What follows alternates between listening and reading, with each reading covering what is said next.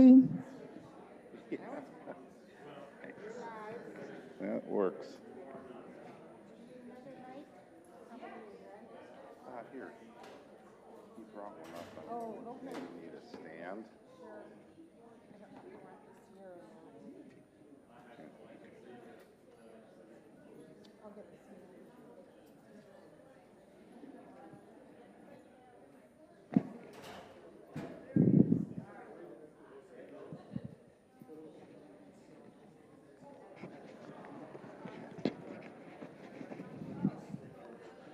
All right. Let's see. You guys see Etta? Testing. Testing, testing. Can you hear me? What Testing. do you need? Can you hear me? What do you want to do? Yeah. Yeah. Okay. All right. I'll sit over here with Etta, that way she doesn't feel by herself. You know. Never good to feel like you're by yourself. Nope. Hey, Steve.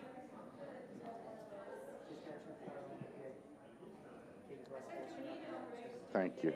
Thanks.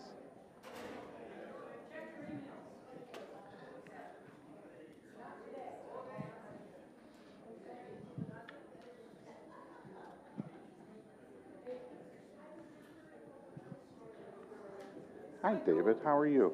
Pretty good. Good. Welcome back. Congratulations on your, Oh, thanks. your job over in Orlando. Sounds like a great Thank fit. you. Yeah, I'm excited. Thank you.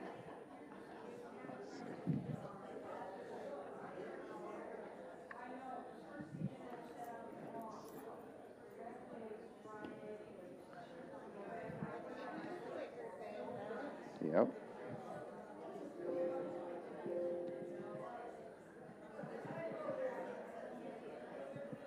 Okay.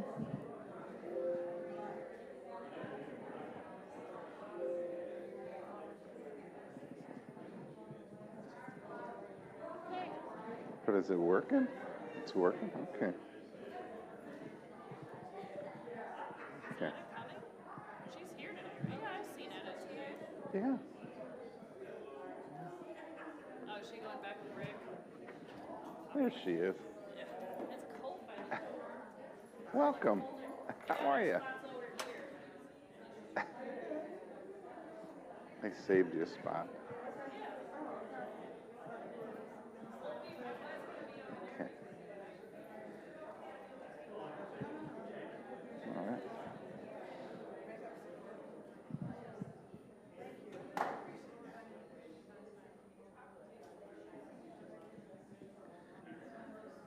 How are you? Welcome back.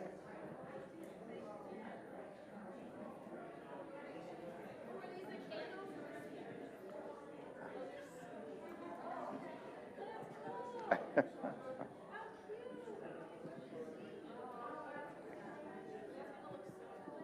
see what we have.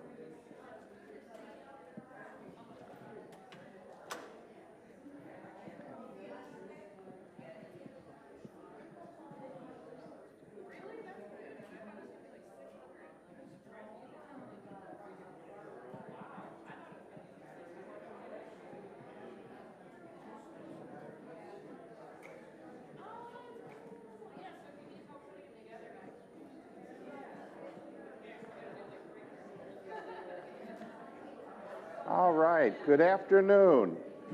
Can everyone hear me okay? Siobhan, you can hear me in the back? Okie doke. Why don't we go ahead and get started? It's 1 o'clock. This is our Office of Insurance Regulation Resident Chat.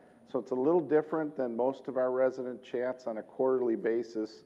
We do this, we cover financials and just about everything.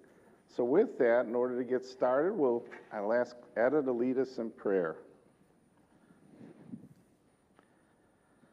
Heavenly Father, oh God, we just come before your throne with praise, prayers, and thanksgiving. And God, we're so grateful for the season that you have ushered us into. We're in the autumn season, better known to us as the gathering season. It's the season of harvest. So many wonderful things are happening in our lives. The air is full of excitement. The breeze has started to change the weather, and so those of our northern residents are happy at this moment, while those of us from Lakeland may be suffering just a little, but God, give us grace in that you give us the change of seasons.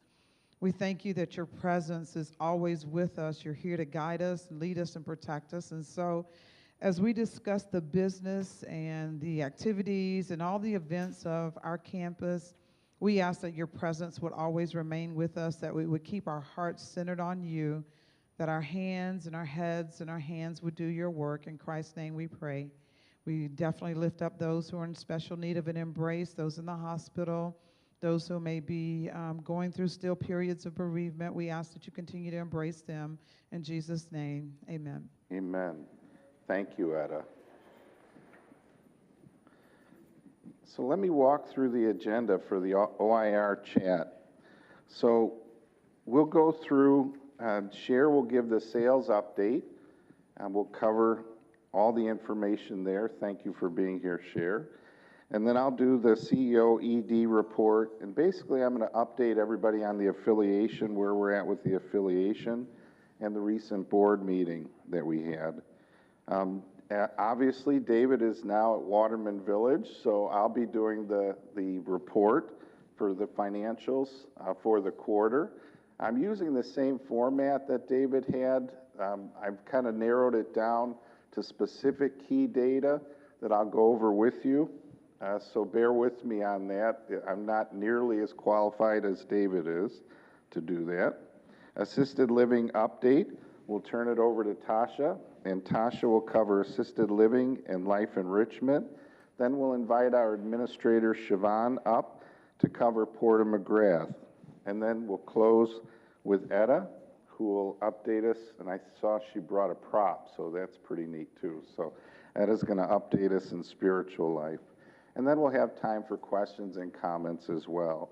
If at any point you have a question or comment, certainly you don't have to wait until the end. At any point, if you have a thought or something you'd like to share, please just raise your hand and do so.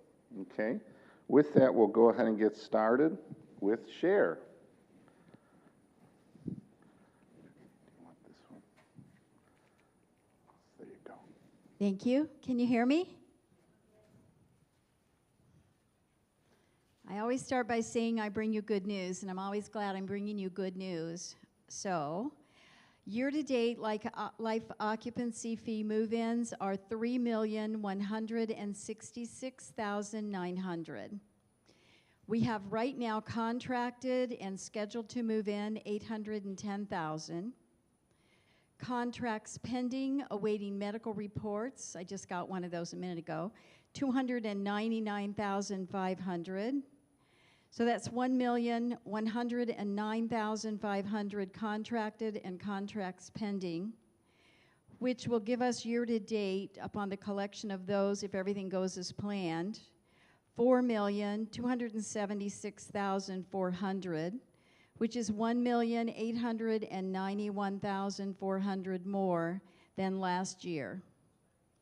Scheduled move-ins, we have Deborah Porter and her very cool dogs moving into 420 Talley Street. We just put a fence up.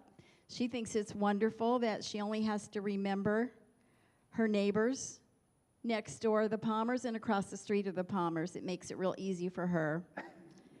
Tom Mook is moving into 579 Terrace Gardens Drive, and if you go to the community theater, you've probably seen him on the stage. He was in the Jimmy Buffett tribute, and he's in the play that is a murder mystery right now. And he will be playing a drunk. That's his part. That's his part. But he's a wonderful fellow, retired firefighter. He's a singer, he's a dancer, and he's very cool, and he has a handlebar mustache.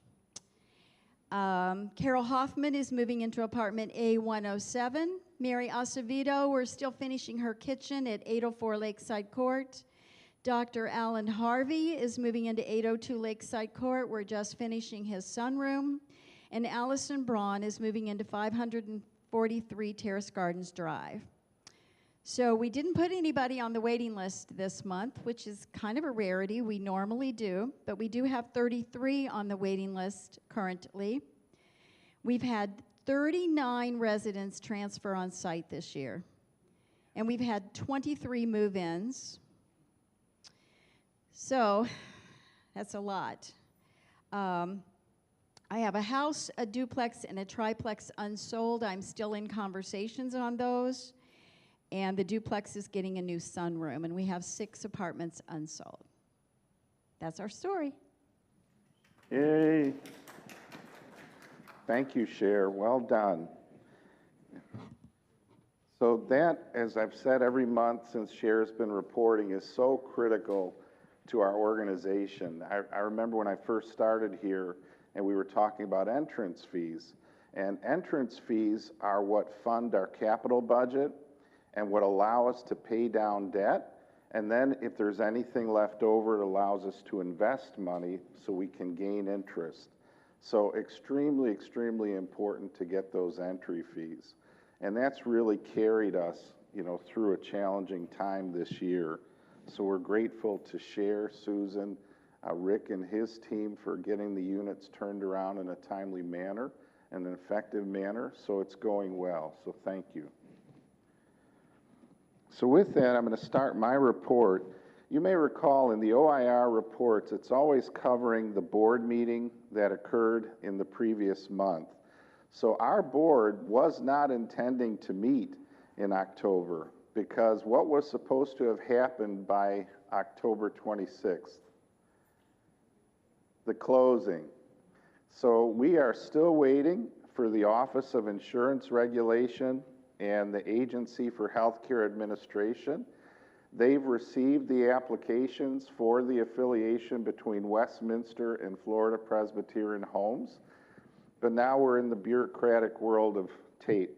So we're just waiting for the OIR and for ACA to let us know that everything's okay. I want to reiterate something I've shared in the past.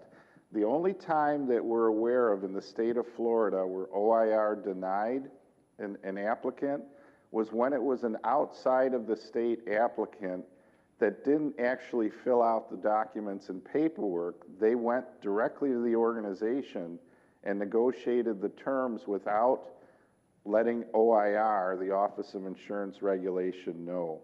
So when OIR caught wind of that, they said, whoa, whoa, whoa, you can't just do that. You have to go through a process. And that's when OIR denied that organization. So the reason I share that is because it's not very likely that it would be denied, but we have to wait until it's formally approved because that's one of the requirements of the affiliation agreement is when we get that OIR. So hopefully this will happen in the next few weeks, but we'll keep you posted. But once it does happen, when we receive that approval, what automatically goes into effect is the document is called a closing statement, will be sent to our board chair and to the president and CEO of Westminster.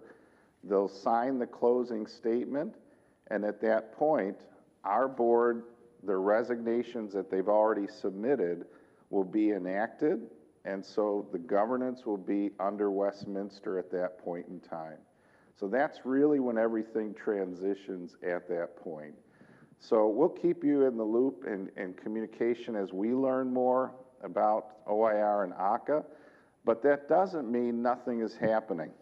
If you look around the campus, I know you're seeing faces that you may not always recognize. You probably know Scott Cairns by now. Scott is the Regional Vice President of Operations. We're one of his 5 campuses that he is responsible for at the corporate level for operations.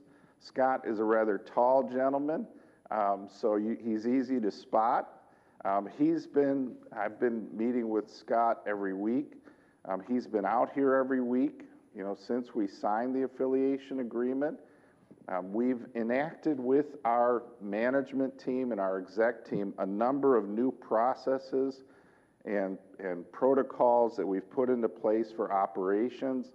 Everything from staffing ratios, looking at how do we manage a risk management process, how do we do our quality improvement process, There's so many things that we've been putting into place that Westminster has brought to us and is training us on. We've had team members from Westminster, from their clinical leadership team, working with Siobhan and the Porter McGrath team, working with Tasha and Katie and the AL team. So we've had HR right now over the past few days, from Monday through tomorrow. We've had the HR team from Westminster Corporate, and what they're doing is they're meeting individually with every single employee, providing them a welcome letter saying, "Welcome to Westminster." And that letter also outlines their title and what their rate is, what their pay rate is. And after that, they then go and sit down with an HR person from Westminster, and Westminster's taking all their data and putting it into the Westminster system. So once we get to a point where we close and we have all of the technology completed and transition, because that's also a big process, all of our corporate technology will be going away and replaced with new technology, so laptops, computers, servers, everything, switches, everything will be transitioned into the new technology and new systems, new software programs as well. So as all this occurs, the goal is by December 17th to be able to transition payroll over to Westminster, with the assumption that prior to that we'll have the closing. So at that point, once we have the closing, we hope by December 17th we have the closing, and we're able to transition all of the employees over to Westminster at that point in time and start running payroll through Westminster. The communications have been good.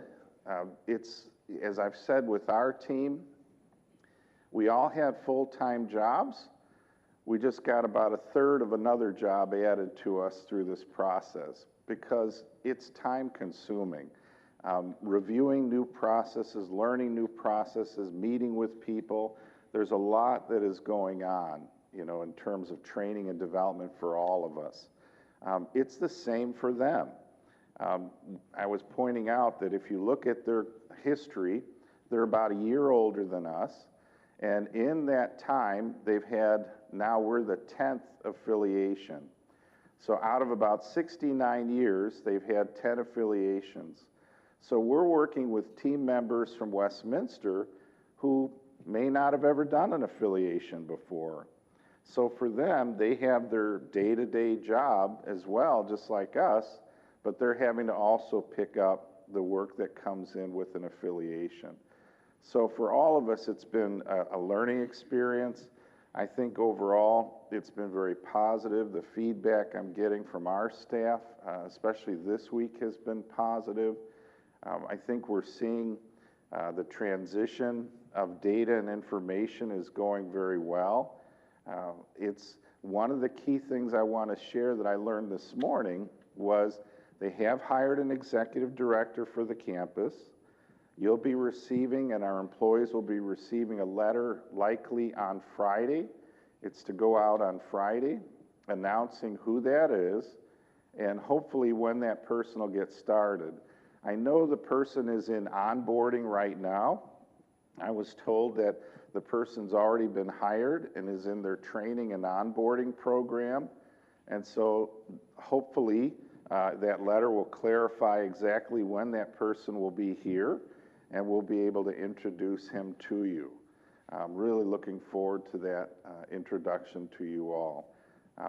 That's all I know, so if you ask me, well, what about this, what about that, that's all I know at this point in time. I'm learning as much as you're learning in this process. So when we get that letter, we'll all get that letter, employees and residents.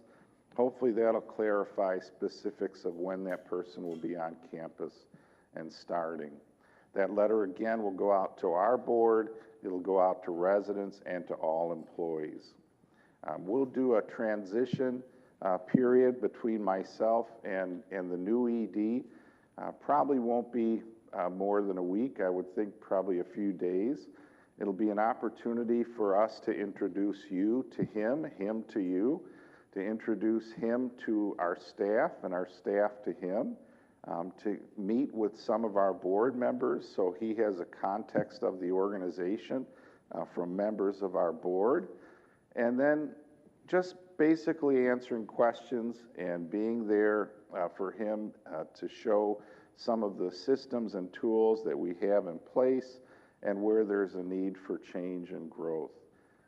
So I ask you to be just a little bit more patient with all of us in this, and to give this gentleman the benefit of the doubt when he gets here. I read David Brooks. I've been reading a book written by David Brooks that just came out, and it's called Seeing a Person. And it's a phenomenal book, and one of the things that he said is a lot of times we as humans say, well, that's a good person.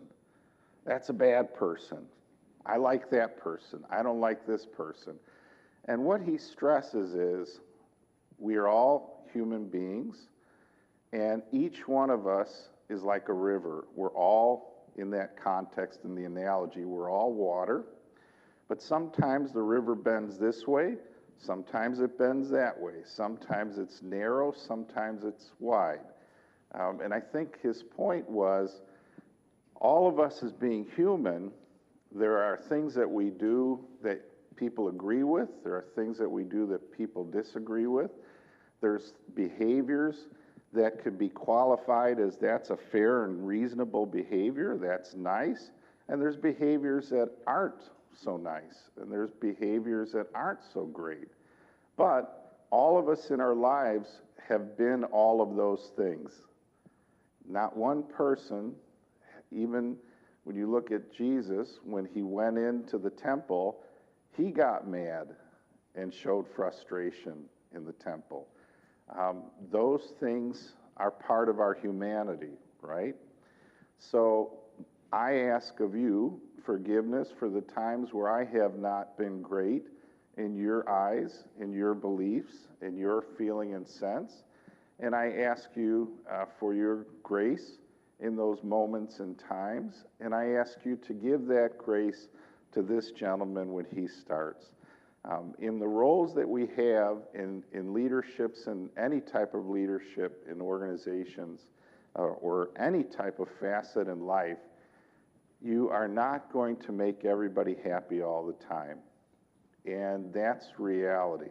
That is just the nature of the organisms that we work in, that we live in, that we serve in. And the thing to hopefully recognize is that people are doing their best, and people are trying to look out for the whole, and sometimes that means decisions are made that look to follow a policy, look to follow a rule, look to follow a guideline, because that's what the organizations determine is best for the whole. And that's what leaders have to do. And that's not always easy. And that's not always something that, it's never something that everybody goes, I totally agree. So when he starts, I ask you to be of that nature and of that mind, and understanding that here's somebody who's got to get to know about 300 residents and get a feel for each one of them individually, as well as learning about the culture and the policies and the protocols. Hopefully they already know all the regulation stuff. That changes though daily, I can tell you that. Oh, we're the only ones participating, so we're gonna close that out. Okay, but so I just ask for that grace, the same grace that you've shown me. I would ask if you could show him when he starts, and it'll be an exciting time, you know, for all of us.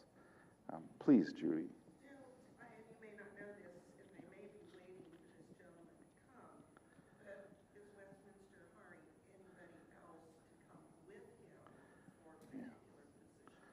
So the question that Judy's asking, and thank you for referring that I may not know this because I probably don't, but The question is, do I know, are they hiring somebody besides him as well? So somebody in addition to him?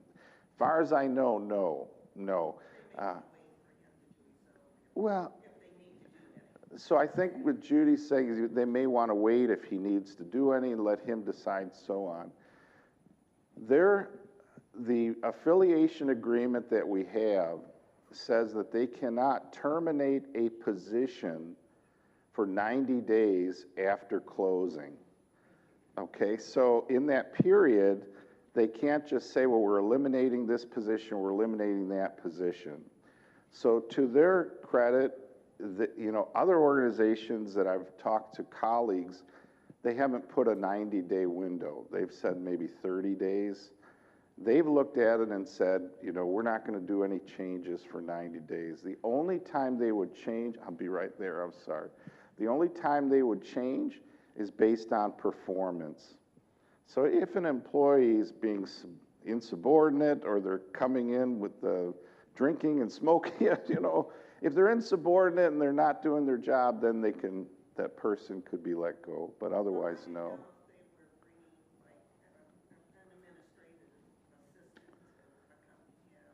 No. No. Yeah. In others, yeah. No, they're bringing him in, and then there's a 90-day period after closing, depending on when closing is. And I'm sure within that period, they're going to be trying to figure out structure and evaluation and so on, but not at this point. Yep, that's all right. So let's see. So the board meeting, there wasn't, as again, we weren't expecting to meet, but according to our bylaws, we are required to meet quarterly. Oh, I'm sorry. Yes, thank you. Thanks, Paul. Executive Director. Yep, he'll be Executive Director. So in past meetings, thank you for asking that. In past meetings, I've talked about what's the difference between what my job description was and what his job description will be. The biggest difference is I was hired as the CEO and Executive Director.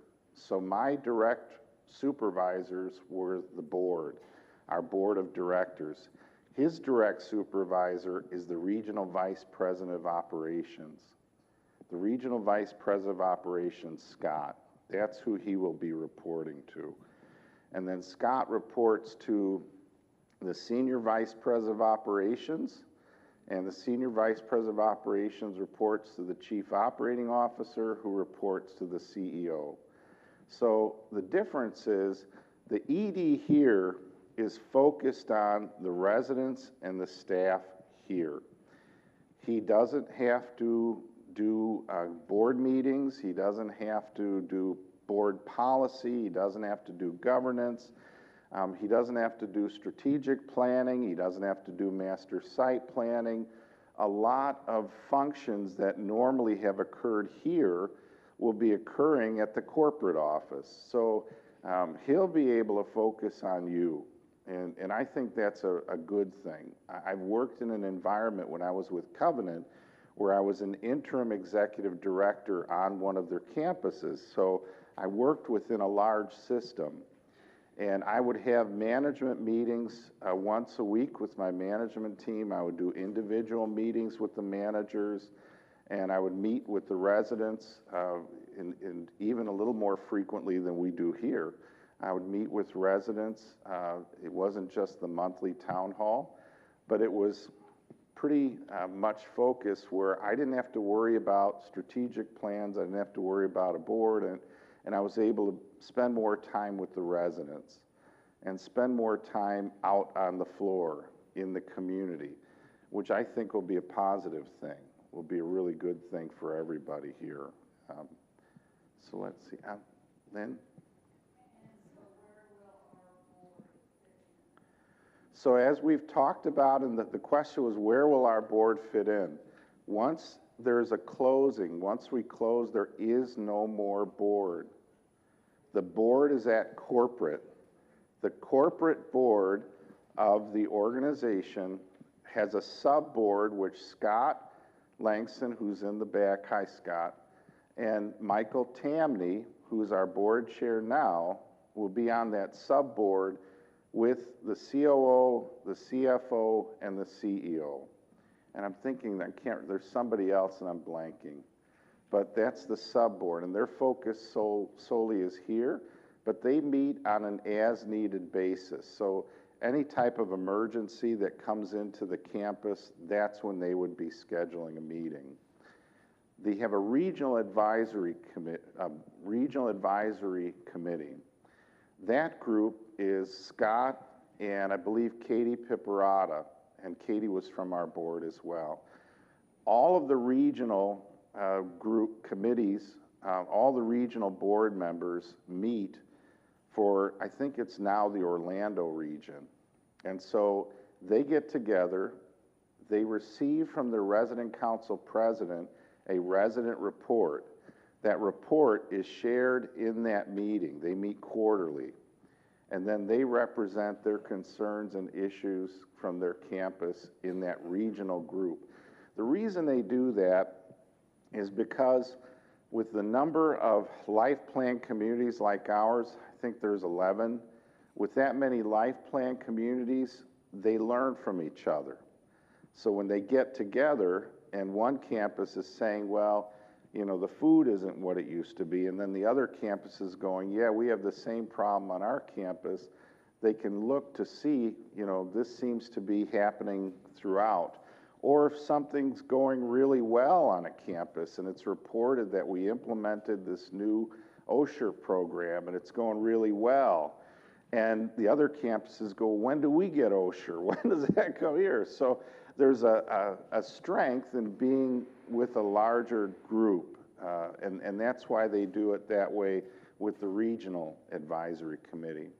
And then what's unique to us is because of the master site plan and the focus and need to develop additional independent living apartments, they've got a task force that'll work for 3 years. Don Selvage, Scott, Michael, and they may add additional people on that task force to work with the ED and to work with the regional construction development director or VP to do the planning to get phase 1 out by Cressup and Lake Hunter moving forward.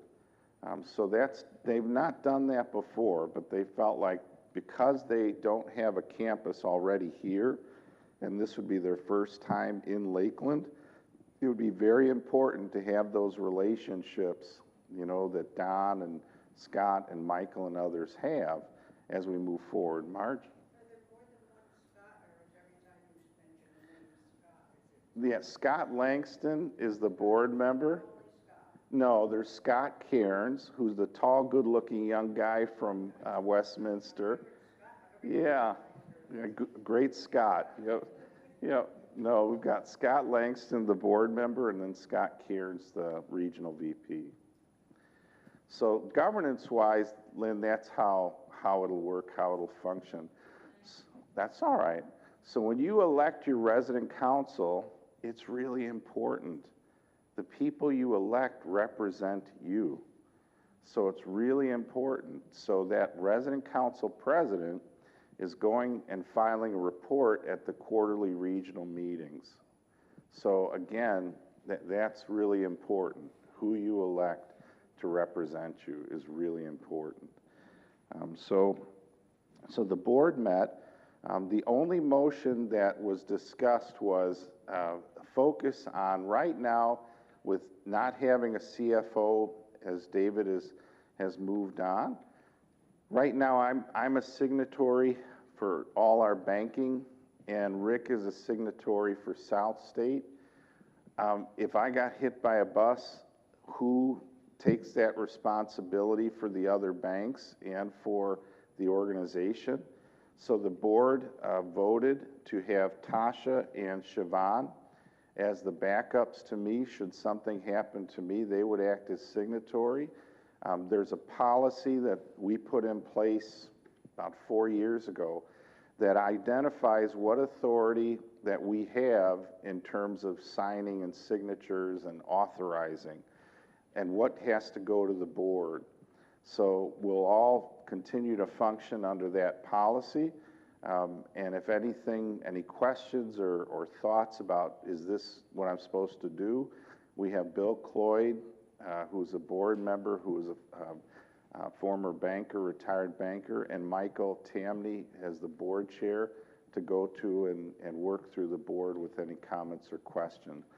Once there's closing, once the closing occurs by the resolutions of the affiliation agreement, the people who will become the official signatories are the COO for Westminster, the COO for Westminster, and the CFO for Westminster.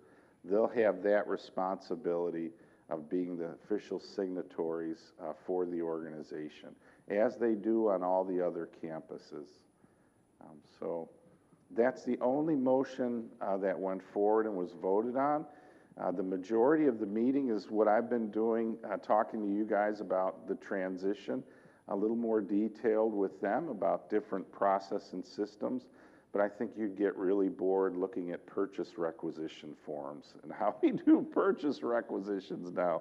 I know it bores me to no end, but I'm just assuming you'd probably find that boring too. So that's where we're at in terms of the board meeting and the affiliation. Again, every department, dining, we've had Mario from dining has been out. If you haven't been down to the dining room, you'll see Eric, who is our new executive chef. He started, was it yesterday? Yeah, he started yesterday. He's got a 5-year-old and a 2-year-old, and he is a very positive force. We're really excited to have Eric start as our executive chef. So please make sure you meet Eric. He's worked in this field. He was formerly at Estates at Carpenters as their executive chef, so we're really excited about what he can do. Very, very positive about what he'll be able to do here. Sure, Philip. You know, when our last executive chef passed away, Yeah. I don't think we knew about it for a while. Yeah. And I asked Carol, why couldn't that have been announced? I could tell you because his wife did not want it to be announced. So that's why, yeah, she did not want to have a service. She did not want to have an announcement. And that's her prerogative, you know. But now, can't it be announced about our new chef? I don't know why it can't. I don't know why it hasn't been. I'll make sure it does. Yeah, I'll follow up. I know Dean's been swamped. So I know when he has to cook, you know something's wrong. So, you know, I don't know how good of a cook he was on Sunday, but if he's cooking, something's wrong. But I'll talk to Dean about getting an announcement out. That's a great idea. Ms. Smith? Oh, good, in the dining room? Okay. Yesterday? And he spoke? Okay. So we'll post something. We'll get something out, maybe in NRT or The Scoop, or maybe Christina can do a story on him for next month's Lake Hunter Herald. I don't know if I probably didn't get a chance to tell you this before. One of the things in his interview, has anybody seen the TV show Chopped? So I see a couple of head nods. So Chopped is where they put a bunch of crazy things, food items in a box, and it's a contest, and they open up the box, and they've got to cook an entree with whatever's in the box. So we gave him a box that had pork tenderloin, fingerling potatoes, and haricot vert, the really skinny green beans, or no, asparagus. Yeah, maybe. I'm not sure, but he took those, and he had 1 hour, and it was amazing.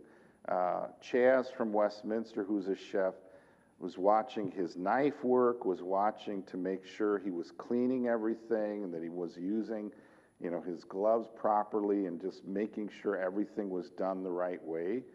And in that hour, we had Cornisha, one of our cooks, kind of doing her cooking, but she kept looking over, and he'd say, "Hey, try this." And she'd try it, and he'd go, "What do you think?" Yeah, like that. And he put out 6 plates, and what he did was he did pork tenderloin roulade with pesto, a little bit of provolone, and salami, rolled it up, put it in the oven, and then he did the fingerlings were mashed potatoes with a little bit of sea salt, and I can't remember what else, a lot of butter, I'm sure. And he did julienne roasted vegetables. And he did 6 plates, and he walked over to Cornisha, gave her a plate, gave Christian a plate, you know, and then came over to us and said, I hope you enjoy this. It was one of the best meals I've had. It was so good. And he did it in an hour, and he, you know, was so pleasant with the rest of the staff, and it was just very, very good to see. I think we've got a really excellent person for that position, so we're excited about that. So anything else? Let me see on the affiliation.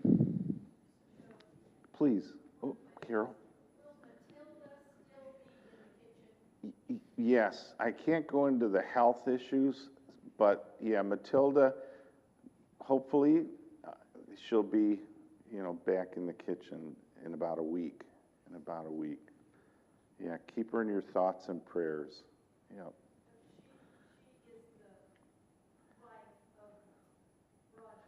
Right.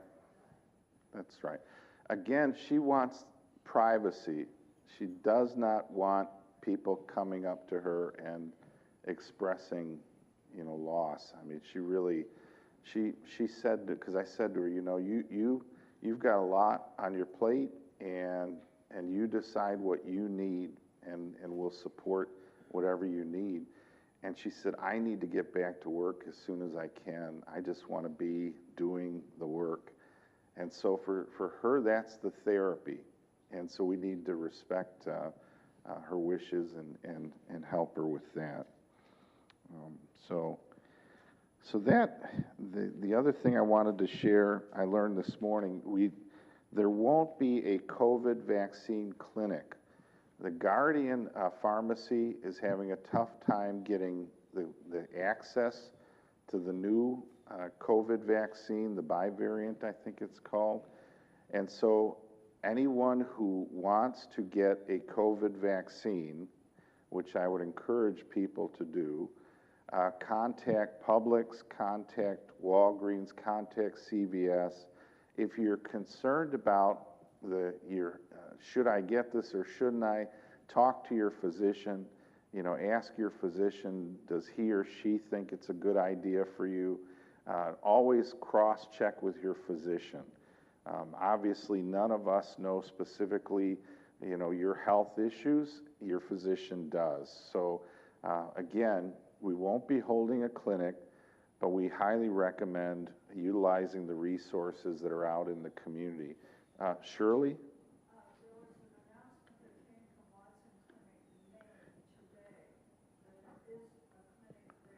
Okay.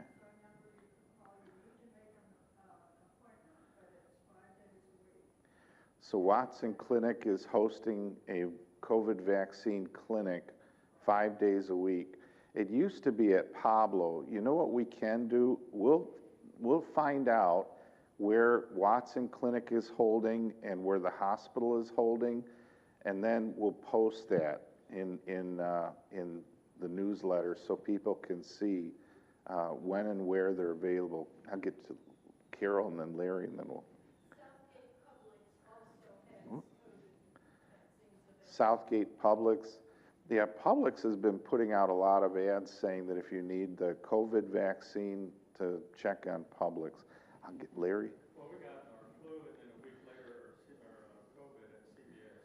With no problems, we just scheduled them. Okay. So I presume that policy or their availability is still the same. So Larry's saying that they were able to get their vaccines through CVS, and that they were able to just schedule an appointment and get those done. So that's the best way to do it. People asked Dr. Haight in the last meeting, should I get both at the same time? And he kind of was not so much.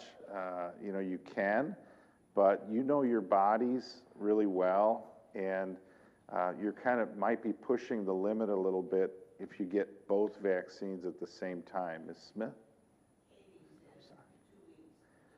2 weeks between. I think Katie's spot on. Please. Did you have a question?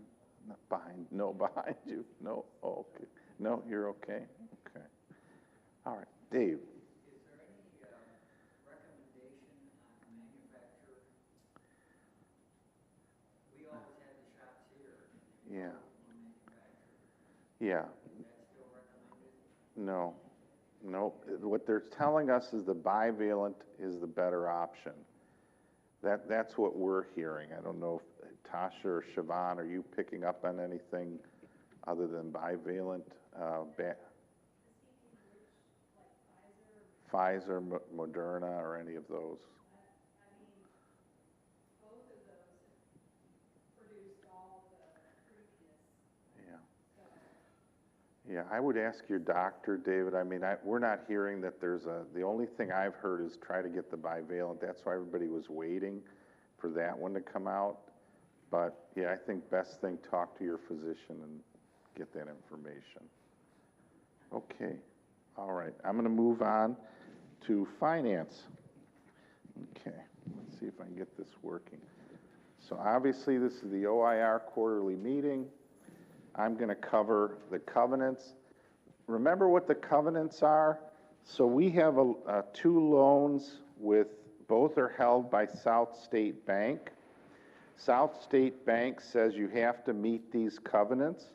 And then we also have the Office of Insurance Regulation who sets covenants for organizations like ours. Then I'll go over the liabilities and net assets, cash flows, operating financial performance with year-to-date net, and then I'll cover key operating performance and trends. So the first area I want to go over is covenants. And so you see here what's called our debt service coverage ratio. What that means is how many years of annual debt can be covered by annual cash, net income, and entrance fees. And so you want a higher number for that debt service coverage ratio. The minimum that our bank requires is 1.25. And in September, we were at 2.74. So we're in a good position in terms of our ability to cover our debt with annualized cash net income and entrance fees. So we're in a good spot regarding debt service coverage ratio. The other thing that they look at is debt to net assets ratio.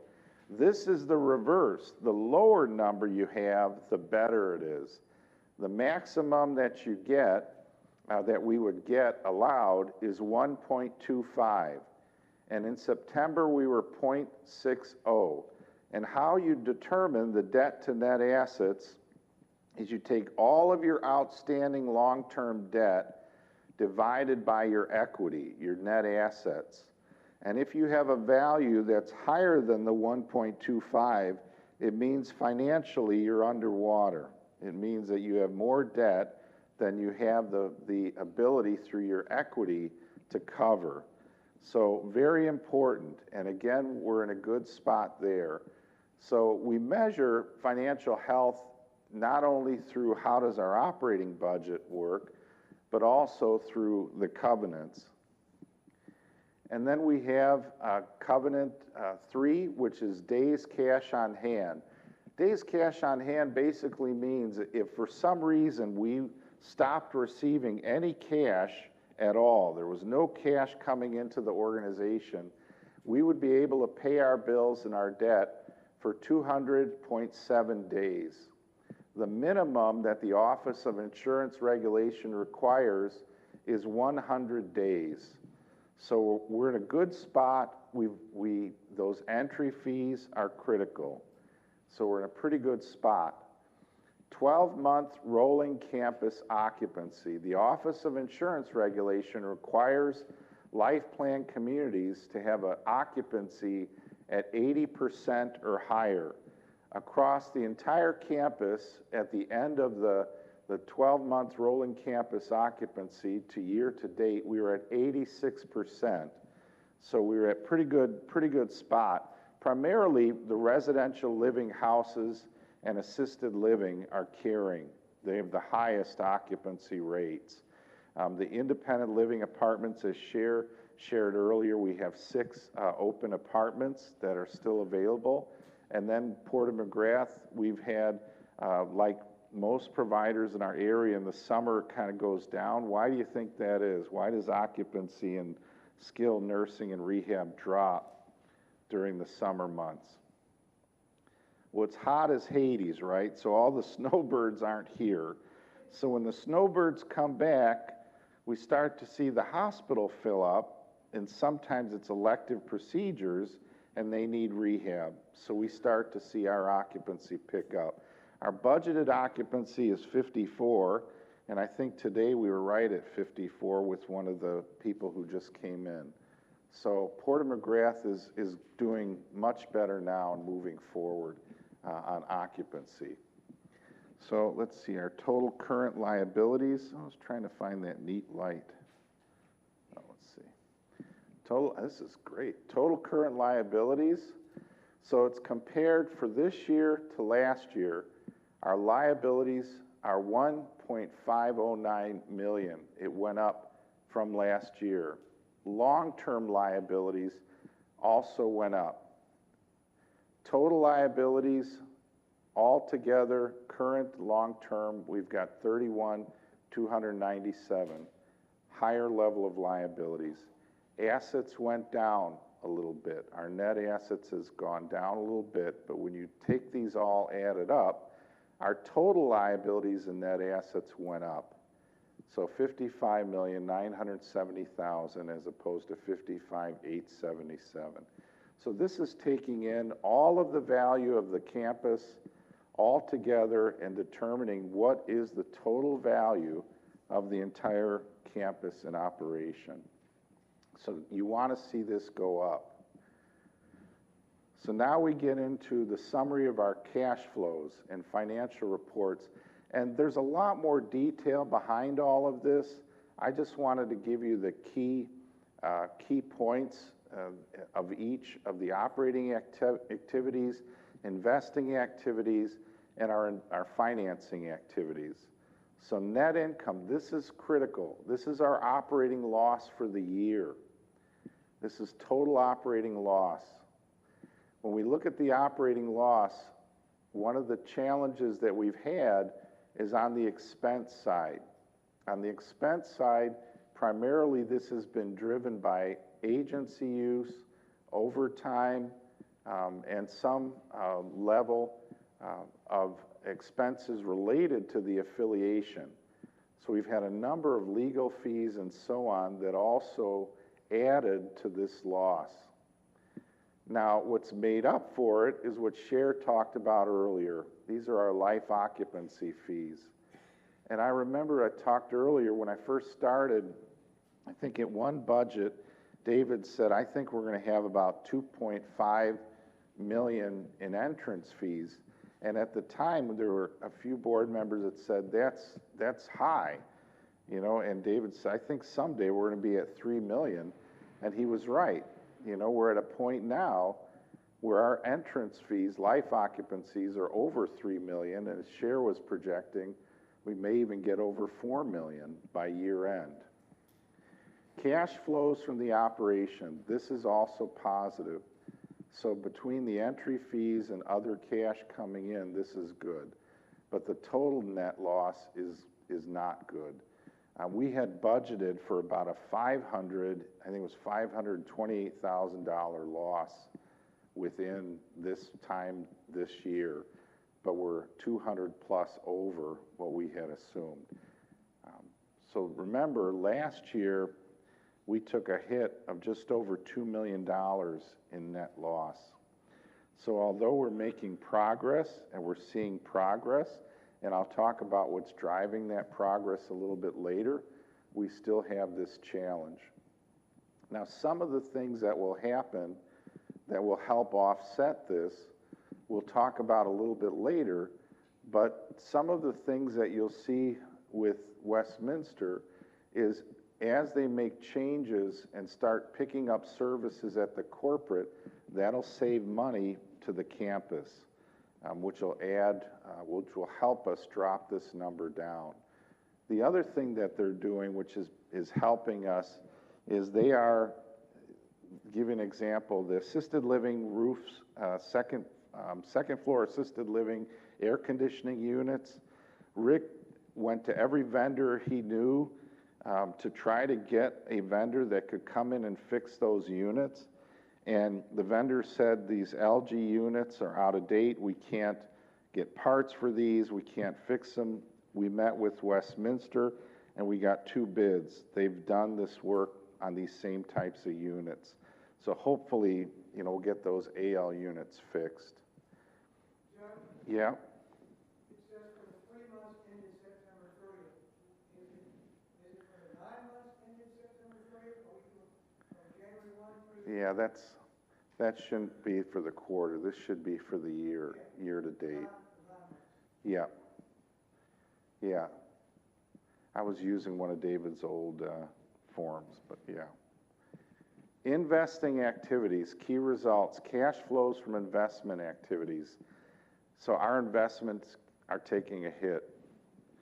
So I don't know if some of you are experiencing that, but it's investing activities has been down. Financing, payments on debt. So we are paying off debt. That shows as a negative, but it's a good thing that we're paying down debt. Cash flows from financing is down.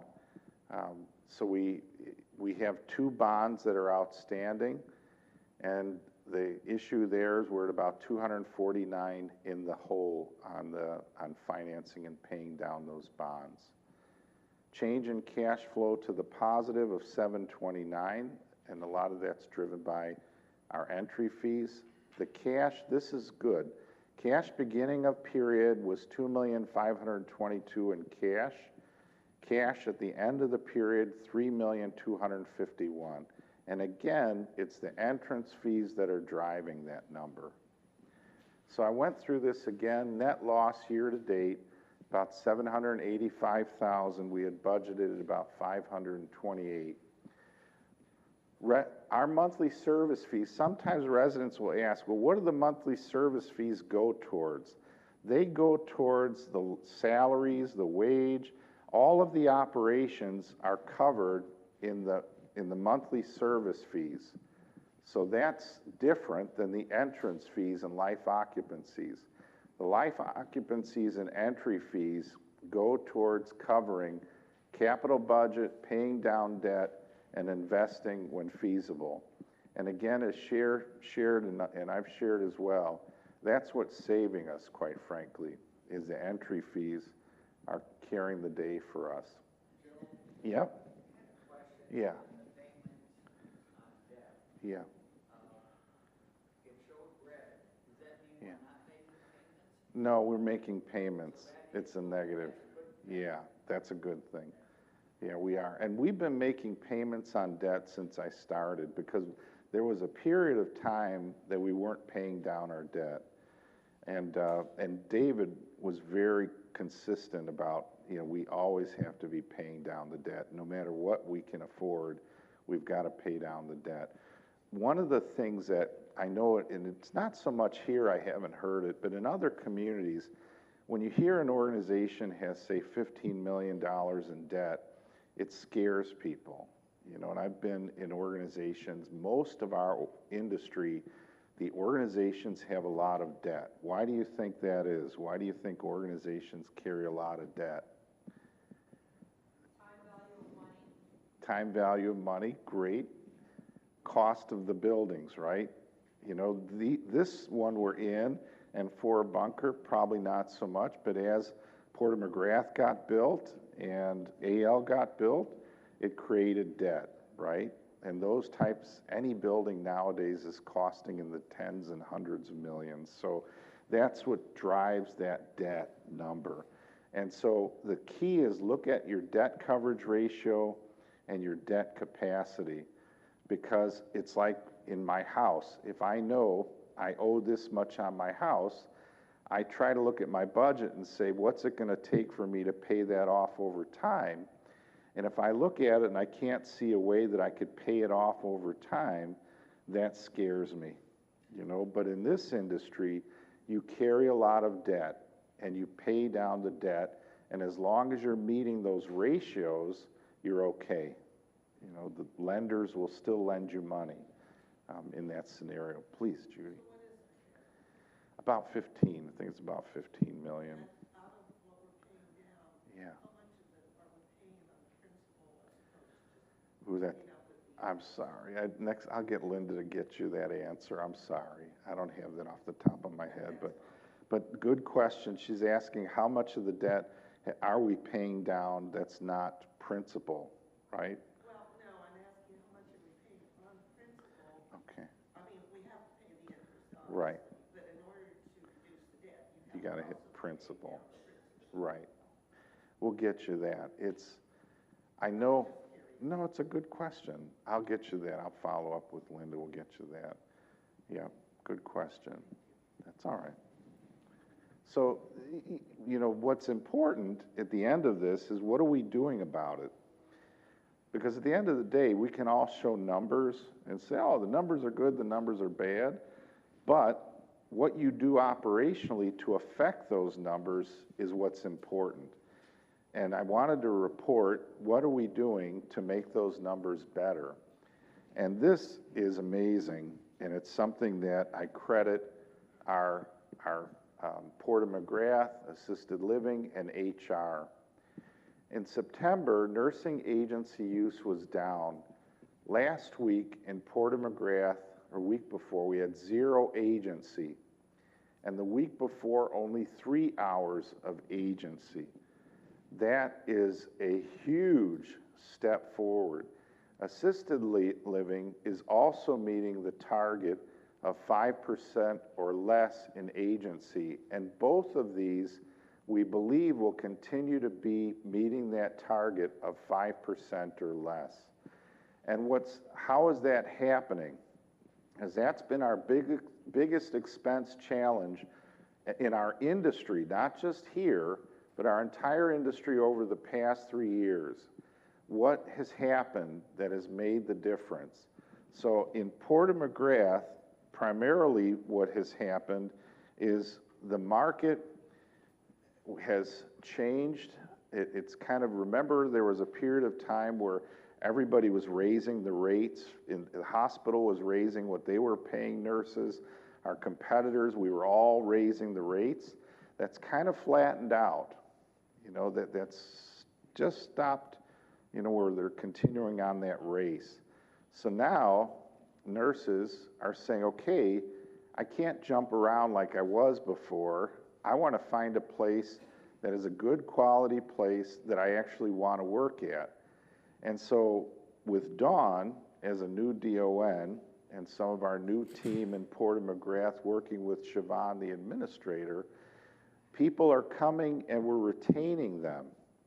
So we're not losing. We're not in that churn like we were for so long that people would come, get a higher pay rate, and go.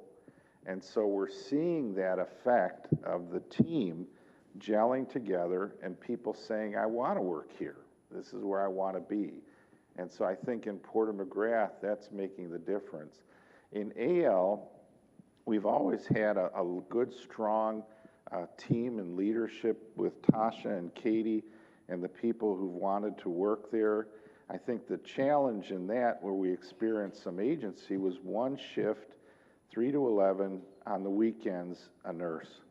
And because it's not a big, you know, facility with hundreds of staff, you lose one shift and one person in one position, and it really affects your percentage of agency use.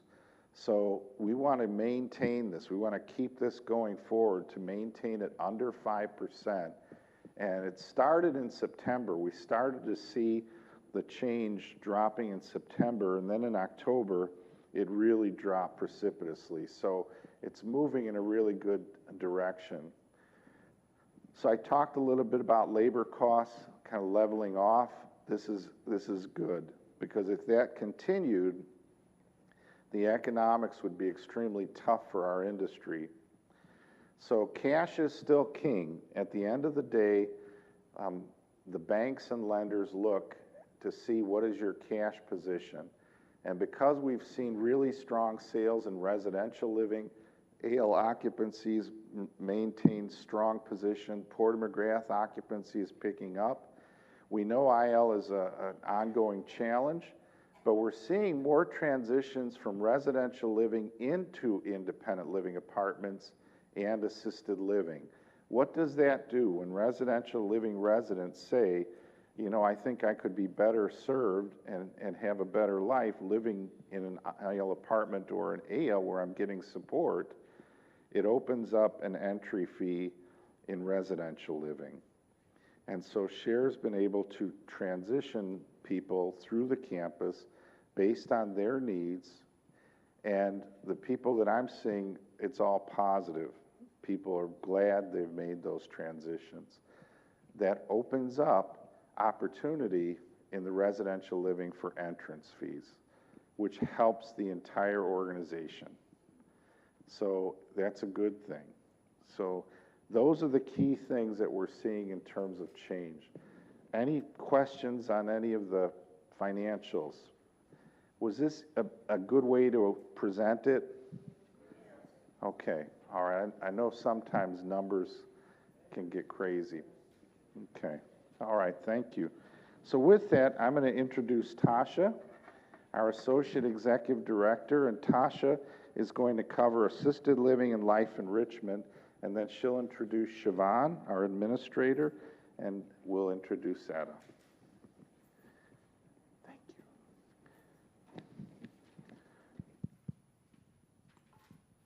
Good afternoon, everybody. For the assisted living update, we have 42 out of 48 units occupied, which puts us at an 87.5% occupied. Next week, we're going to have another resident move in, so we'll bump up to 89.5% after that. Right now, for staffing and assisted living, we have one part-time weekend day shift nurse open, so it's just that day shift 7 to 3 on Saturday and Sunday.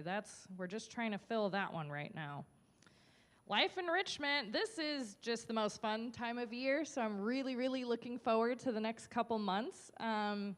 Notable things we've got going on in November, we've got our Veterans Salute on the 10th in the Helen Berry Garden, so you guys will get some more information on that. It's on the 9th. I am so sorry. So Thursday the 9th is when we're doing the Veterans Salute. I believe it's at 10 a.m. though, right? Yeah, I knew there was a 10. So that'll be in the Helen Berry Garden on Thursday the 9th. Thank you. We are going back to Bonnet Springs Park, and hopefully the weather will be like this, because what a beautiful day. So that will be on the 17th. You'll get more information about that, and if you're interested, please feel free to contact Samantha to get your name on the list. On the 18th, which is a Saturday, Miss Mandy Sutherland is going to be hosting another fall tea party, so we'll get ready for that. All are welcome. Females, males, all are welcome. We just do ask that you RSVP, so you can RSVP with me or Samantha. And on the 30th in here, well, you'll probably cover that, the fall sing-along here, so I'll let you do that one. And that's all I've got for assisted living and life enrichment. Is there anything that you guys have questions about or want to see? I'd like to add that if a veteran, widow, or spouse wants to be celebrated at the veterans ceremony, Samantha told me that we need to know who it is, so they can either call her or call me. So Ms. Greiner, I'll repeat for everybody. Ms. Greiner said that for the event on the 9th, if there is a spouse of a veteran, spouse, widow, that let Samantha know so that you can be recognized, because you guys should be recognized as well. Thank you. All right, Miss Siobhan is packing up and coming this way, and she is our wonderful PMG administrator.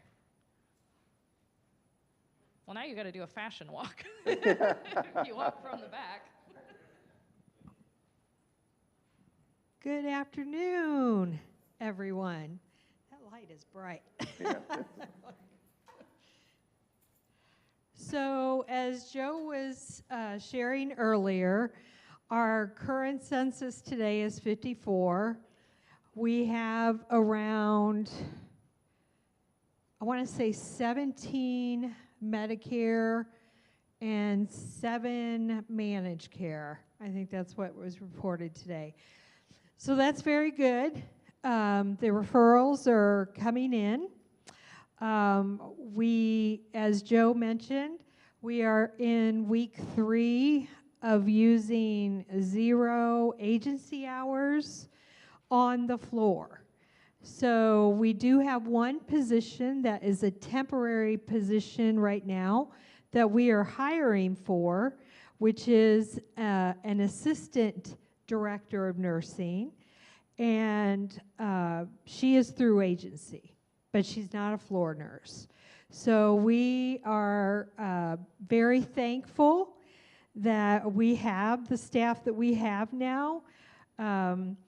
We are continuing to hire. I do have to shout out to Human Resources because they have helped tremendously in getting us to where we need to be with our staffing. So that's a good thing.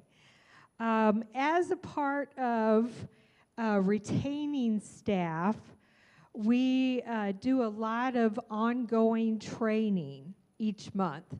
So I wanted to bring you some examples today of what types of training that we've done for the month of October. And this is with our staff. This is what we call in-service training. So we've done some in-service training on documentation. In the nursing home, documentation is very important. One, for reimbursement. So if you're a Medicare or Medicaid facility, they require you to have so much documentation in the chart. So we have to make sure that the nurses understand and that the CNAs understand the need and the importance for them to document. So we did documentation training. We did barrier precautions. So every once in a while, we will have someone that's on some sort of isolation, whether it be like for COVID, the flu, RSV, E. coli,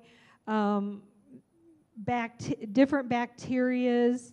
So we have to do certain precautions.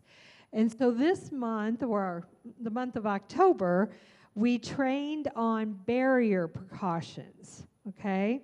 So just to remind the staff on what kinds of precautions to take when you are providing care or in that resident room.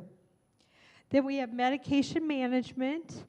So a big part of what the nurses do in healthcare is medication management. And there's a lot that comes with medication management. It's not all just handing a pill to a resident.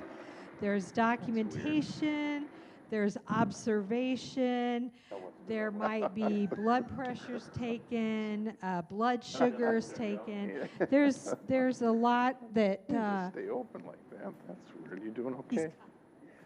Good. Hey, did you want to mention anything about the new housekeeping supervisor starting tomorrow? Oh, we should, yeah, we should. I'll get with you and Dean. I'll draft something. So we did medication management this month. We did pericare. So every once in a while, we have to have some training with our CNAs. And so for the month of October, it was pericare. So those residents that require us to care for them when using the restroom, it's important that our CNAs know how to provide that care.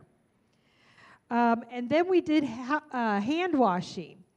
So everyone knows, I think this is pretty much on our schedule monthly to do hand washing and just remind the staff how important hand washing is, especially since we're coming up on the winter months, and with everything out there, we want to make sure that everyone stays safe, okay? We do have some more positions coming available in the future.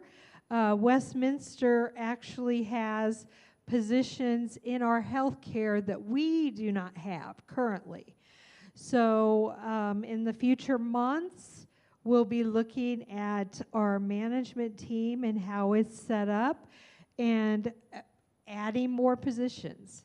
So that's just great for the residents that we serve, both here and in the community. So any questions for me? Yes.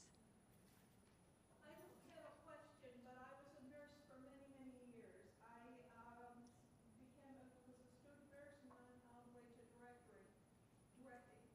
And what I'm going to say is the new management team that you have over the past year or so, I can't say enough. I know what makes nursing work, and it's because you have, one, I'm sure human resources helped, but you are kind, the way you demonstrate yourself and what you need to do with your people, they are kind, and I have seen a whole huge change.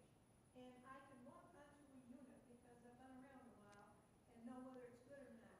Your units are good, and you and Katie and all the others that are doing the managerial work, it's falling right down into your nurses and your nursing assistants, and they're just wonderful.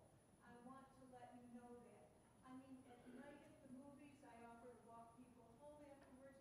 They say, oh no, I've got time tonight, I'll come out and pick them up. But sometimes they don't, and they let me walk them home. Just things like that. And I've seen them be so kind. And I think we need to let everybody in this place know, because everybody's not a nurse. They don't know what all is underneath. But underneath it, I think, is your faith. And I think that it's demonstrated in your everyday work. And I want to thank you from the bottom of my heart, and to all of the people that are in the nursing profession here. Thank you.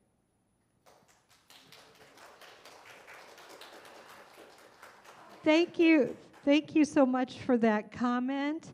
I do believe that God has brought me here, and so I serve Him in serving our residents. So thank you, and I will pass that along to the management team.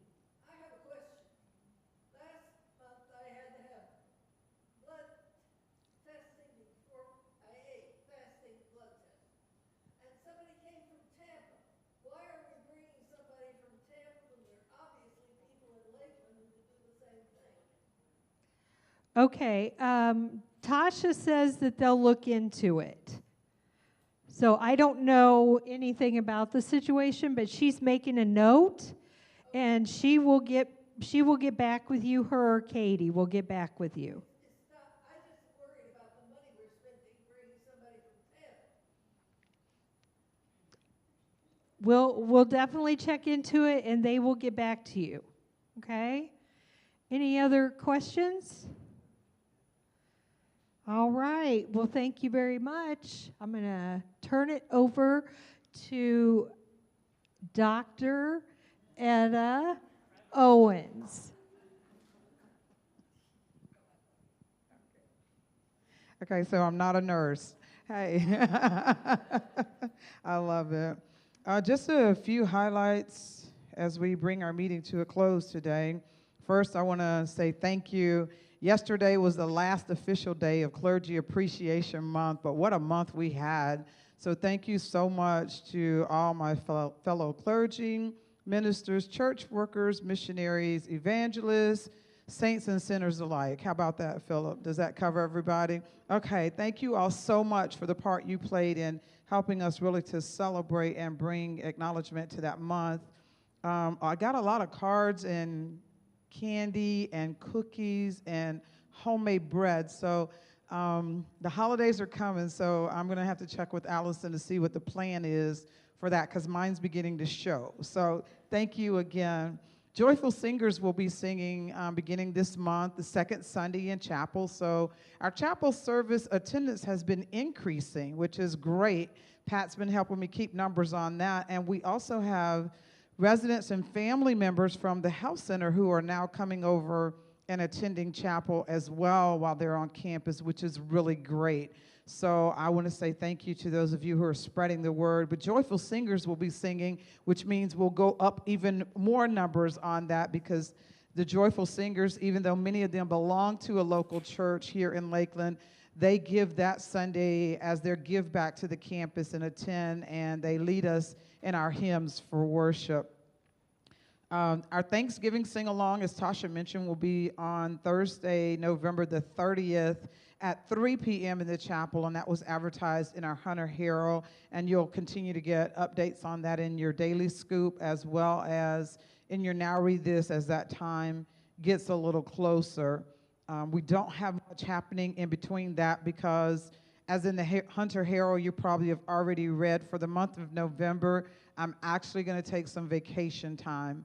Most of what I've taken before this has been either school-related or church-related, but this is actually going to be don't do anything vacation time. I'm looking forward to that so that I can be back to begin Advent season and then go into Lent. You will get 2 Advent devotionals this year. One will come from the chaplain's office, and the title of that one is With Hearts Uplifted. It'll be daily prayers for Advent.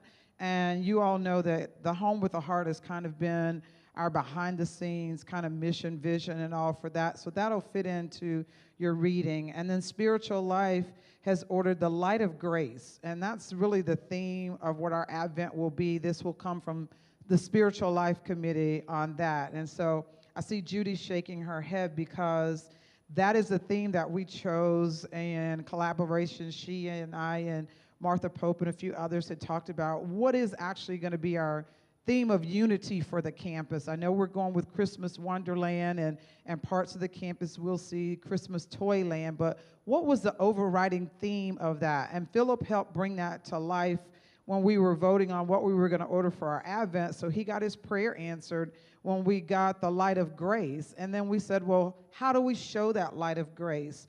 So each of you will receive a candle, and this isn't the completed one, but this is what we've got so far, but you will receive a candle for your unit, and you'll get instructions as to where we're going to put them. This is free of charge, by the way, for you all. And it'll be where you're going to put them and when we will have them lit to have that continuous theme of light. Now, the easy part of it is, number one, it's not like your Christmas toys. It will come with your batteries already included. So you don't have to assemble anything when you receive it. It's really simple. It goes in and you see that it's just a push down, push up. You have a flickering light and you'll have a special bow and a message that will come with that. Our plan is to have these in the living room window in every unit and some of the employee offices that face the road on campus. So when people drive through, they will see the light of Christ in our community represented in our candles.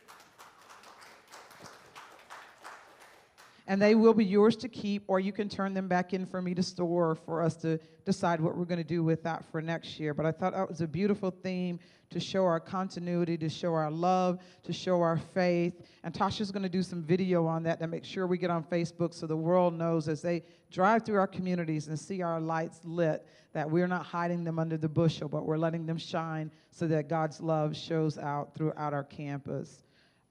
Part of my time gone, as I said in the Hunter Herald, I am at the end of the month. I will be going to Africa.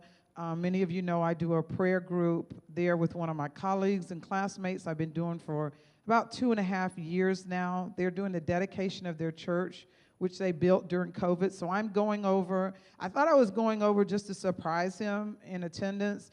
Somehow I'm not good at keeping secrets, so he knows that I'm coming. And he asked me if I would preach the dedication. So I'm actually preaching the dedication of the church there in Kenya, which is really going to be a treat for me, and actually visiting 2 different mission groups while I'm there, and Pam Herbert is going to go with me as kind of my my armor bearer for the trip. So I'm excited about that. So those dates are in your Hunter Herald for when I'm not going to be on campus. Dick Huggins is going to preach the second Sunday for me here in chapel. And then the care community minister for First Presbyterian Church, Reverend Richard Phillips, will preach November 26th for me here in the chapel. So come and support them as we continue with our chapel services. For December, we're going to do, we have so much good feedback from our community communion service and dinner. Actually, we had 60 people in attendance in the chapel, and that's not counting folks who are on YouTube and the in-home channel. And then for the supper part of that, we had 74 people that were in attendance, which was really great. And all of that was sponsored out of the chaplain's office. So it was no cost to the residents this time of year. It was just to remind us that we are community. And so since we got a great response from that, we are going to do it again in December, but we're going to do it with something different. It won't be community communion. We're going to have a candlelight Christmas service, Advent service. So that will be Thursday, December the 14th at 3:30. We'll have, it's called Candles and Carols. And after that at 4:30, we'll go down for our dinner meal. Now for the dinner meal, Eric's here, so we've talked about having Cornish hen for that meal to really make it a special treat for the Christmas season. You need to flip the switch at the top above your head, Joe. There you go. You got it. All right, thank you. On there, and we'll do a Christmas sing-along on Tuesday, December the 19th at 3 o'clock. So stay posted. That'll all be advertised. I will not run out of key lime cake this time, Lynn. I will not run out of key lime cake. So I know on the last one, many of you didn't get a chance, but we will make sure that we have those available. So keep your calendars handy for our concerts. We're going to have our bluebells, our recorders, and others who will be performing for the Advent season. We have decided that decorations, we're asking everyone, if you're decorating, have your decorations up and done by December the 1st. Not by Thanksgiving, because we're going to celebrate Thanksgiving, but by December the 1st, try to have your decorations in place.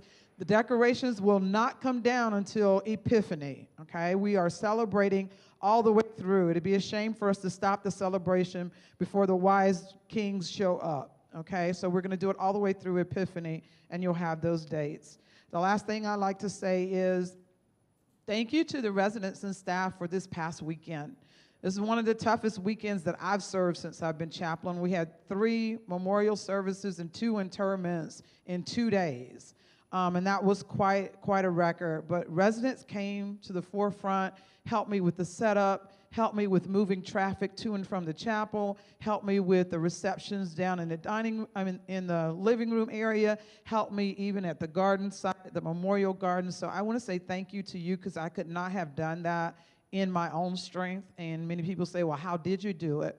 Well, first of all, God gives me strength, but second of all, you all come behind me and really make me look good behind the scenes. So thank you so much for that.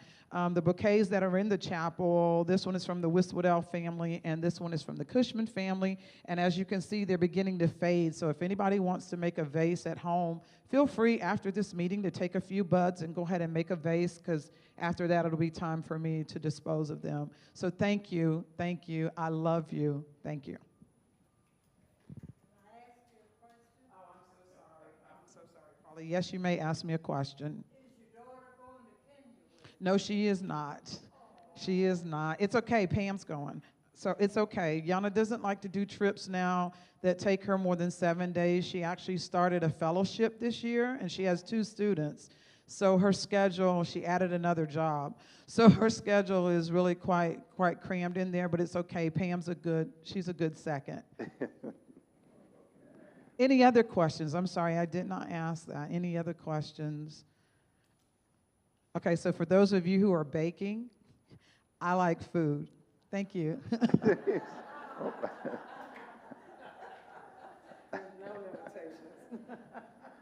So before we get into open questions, I just wanted to, a couple of things. Rick had reminded me that our supervisor of housekeeping, Cindy Hutta, will be starting tomorrow. And so I'll draft something with Rick to announce that in the scoop or upcoming NRT, and we'll do the same for Eric, our dining, our executive chef. Susan Taylor, I think it's Susan, had sent me an email about the insurance, Medicare insurance. She did a program on that. Many of you attended. She had asked, I guess there was a question asked, the providers that contract with Porter McGrath now, will they change when Westminster becomes the sponsor here? No. The contracts are directly with Porter McGrath. And Westminster belongs to the same organization that we use to negotiate all the contracts. So you don't have to worry about, you know, if you select a provider that's presently a Porter McGrath provider, that's all going to change. It won't. It won't change. Medicare is always the best option when it comes to your consideration. You don't have to worry about, is it covered in Porter McGrath or not, because standard Medicare is covered always in Porter McGrath. It's the Medicare Advantage plans where you have to really make sure that they have a contract and that they will abide by that contract is the key. And we've provided you guys a list of all the different contracts that we have with Medicare Advantage plans, and I'll ask maybe we can post that again in case you guys want to get that one more time. Any other comments, questions, thoughts, any other topics, any other items? Rick? Do you want to talk about our annual fire inspection? Why don't you talk about the annual fire inspection? Yeah. Let me give you a... Gotcha. Thanks. Okay, about 2 weeks ago, we went through our fire annual inspection on the campus, and we had two recommendations from the fire inspector. One was that we have to replace a set of fire doors at 4 Bunker Manor, second floor, that were damaged. And the other is that in all the hallways in 4 Bunker Manor, interior hallways, corridors that are fire exits, we can no longer store or charge our scooters in those hallways. And the reason is because it's a fire exit. And so if a scooter, especially if it's out in the hallway and it's being charged, or if it's just being stored, there's a potential fire hazard because of the batteries inside those scooters, or mobility devices, I should say. So we're looking at that, and we're working with Westminster on that also. So we're looking at coming up with some type of policy on that, because next time, this is the second warning that we got on this, so we can't have a third. And so we'll be working with Tasha and looking at drafting a policy on that with Westminster Communities. Okay. Yeah, it's basically you just can't park in the hallways. I mean, that's basically what it is, just because of the egress issues that happens. And then now with the lithium batteries and the different types of batteries, there's an issue of potential fire hazard. So if you have questions about, well, where do I park? What do I need to do? You know, please work with our team. We'll try to figure that out with you. But we just can't leave them in the hallways anymore. Okay. Any other comments or questions or thoughts? Okay. Enjoy the rest of this beautiful day. Thank you. I forgot. I forgot all about it. Yeah. So when you said, I remember there's something.